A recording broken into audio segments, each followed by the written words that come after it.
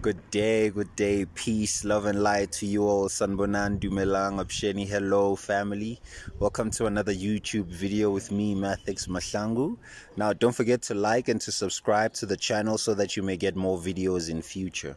And also hit that notification button so that you may be alerted every time I upload a video. So now on today's video, without wasting any time, I want to talk to you about mental illness and demonic possession. Ooh, oh my word, possessed, exorcism time.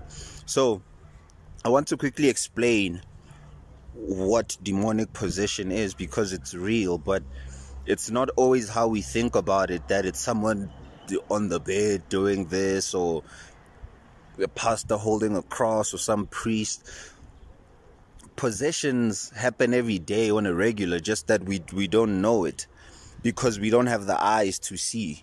Most people in this world are actually possessed. 90% of this planet, it's beings that are walking around possessed. But possessions happen in different ways, because you need to understand something. First of all, this is what I always like to make people know before they continue watching any of my videos. And that thing is that you are not a physical being. You are a spiritual entity, a spiritual supernatural being that is beyond time and space, that is only temporarily experiencing physicality for particular reasons that are on an individual level, on a collective level, and on a Godhead level. So there's reasons, plans within plans, reasons within reasons as to why you exist. Now, knowing that you are not a physical being, it means that you are a spiritual being, and then your body, or your light body, the true you, the true essence, is covered over by different bodies that you wear in different existence. Let me give you an example. Right now, that which you see around me, this is the physical plane. Now, in order for me to taste, touch, see, feel, and experience this reality, I need a vessel, I need a suit, I need an avatar. Just like when you watch that movie Avatar with the Na'vi people, where that man projects his consciousness into that blue man, or into that blue species, that blue entity. That's how you do it. You are projecting your consciousness into the body, and then you move your body through your nervous system. So the nervous system acts as the electricity, the wires, and all the other organs act as chemicals or things that secrete certain information in order for you to be able to function here. So that's the first thing that you're going to have to know, that you are not your physical body. Now, what does this have to do with demonic possession? When we say that somebody is possessed by a demon, first of all, what is a demon? When we look at the word demon, we are talking about we are talking about things that split. We are talking about things that divide. Demon, things that separate. Dual, divide, demon, the demiurge or the demigod. So a human being has layers of bodies, from the most subtle to the most densest, which is the physical. Mabatu muntu unamadimon, or they are possessed. It means that disembodied entities, umoya or imiboya, which lived, of people who once walked the earth and now have passed on, but could not ascend into realms of sleep or into realms of higher states. So they are basically stuck. You can remain stuck as a spirit, as a soul, if you have too many attachments to a particular place, or to a particular thing, or to particular activities. When you die, your soul can wander around. You become a lost soul. Let's say you had an addiction to alcohol. When you die, your soul, being disembodied, still craves, because you've made it used to that particular activity, to indulge in that. This can also apply to sex, to many different things. You die being a CEO of a corporate company, and you are obsessed with that, you could die and your soul could hover around and be stuck to that particular thing that you were doing while you were still alive. So that's how you are able to get disembodied spirit that are stuck, or lost souls. Now, there are people who have died being alcohol addicts. Their souls are still wandering. They are in what we call purgatory, which is it's like a waiting place. They're in purgatory. Their souls are still wandering. Their souls are still going about, and those souls can attach themselves to your chakras, to your wheels, which receive information, and they can control you. They can make you crave to drink or crave to have sex because they've attached themselves to your wheels. So that's how possession happens. Possessions happen when disembodied spirit can place themselves on your chakras in certain positions. A possession is a position of a disembodied spirit upon your auric field.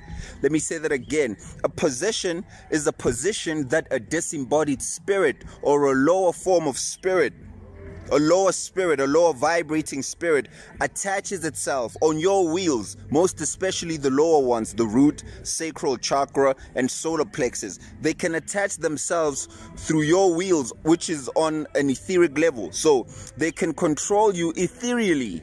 They can plant ideas, because the chakras are ideas or wheels of information. So they can make you crave alcohol, or crave sex, or crave certain things. This is why you see when we have certain things in our society that we call holidays. What happens most of the time in holidays? People go drinking, right? Alcohol. What do they call alcohol? Spirits.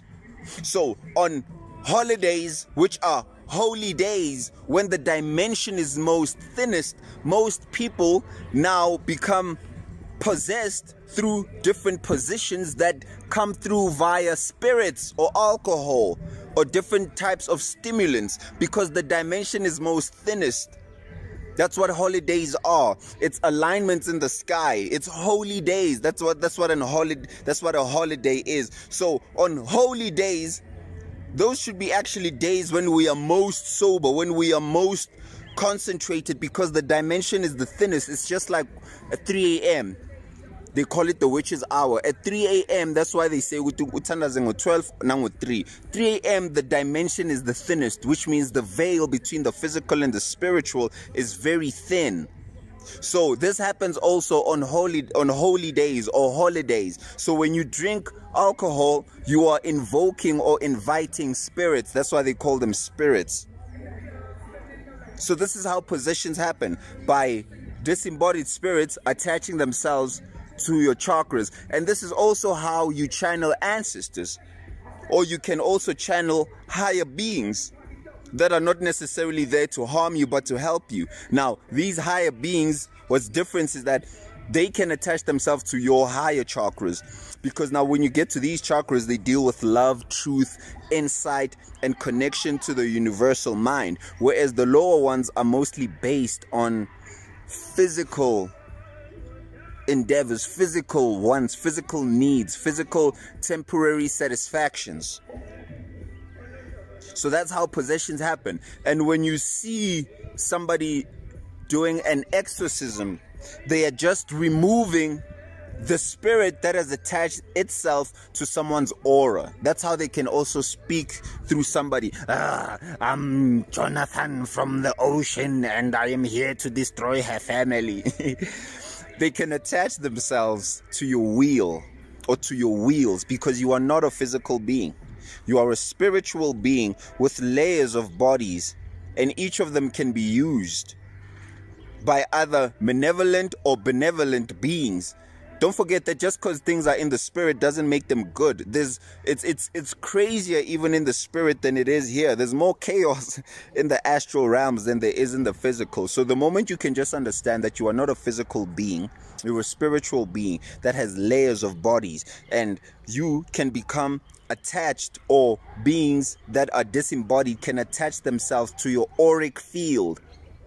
They can attach themselves to your auric field at different angles,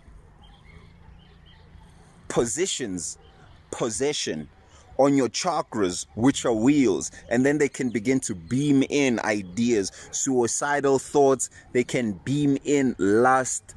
They could beam in anger. They could make you act out in ways that feeds them, because they no longer have a physical body. So they experience the things that they loved to do vicariously through you. Most of the time this will happen if beings have been alive and then they've died. There's beings that have not incarnated, but they can still attach themselves to you. It depends on the agreement. Sometimes you make agreements with spirits unconsciously, through contracts that you sign not knowing, through certain words, through certain agreements. It can be even at church. A pastor could be standing in the front and say, "Church, say this," and then you agree to that. That's an agreement. That is an agreement. You agreed to that. That's just an example on how you can agree to things without knowing. So this is just a quick video.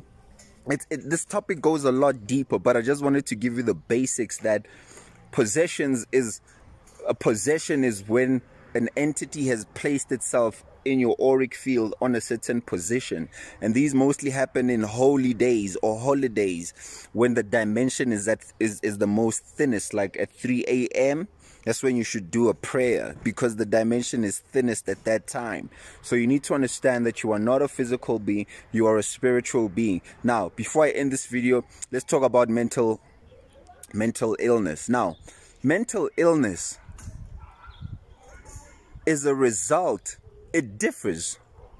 You have what we call the Kundalini energy that rests at the base of the spine. Now, this energy can awaken in many different ways. You should check out a book called Dark Light Consciousness by Dr. Bruce Edward Bynum, PhD.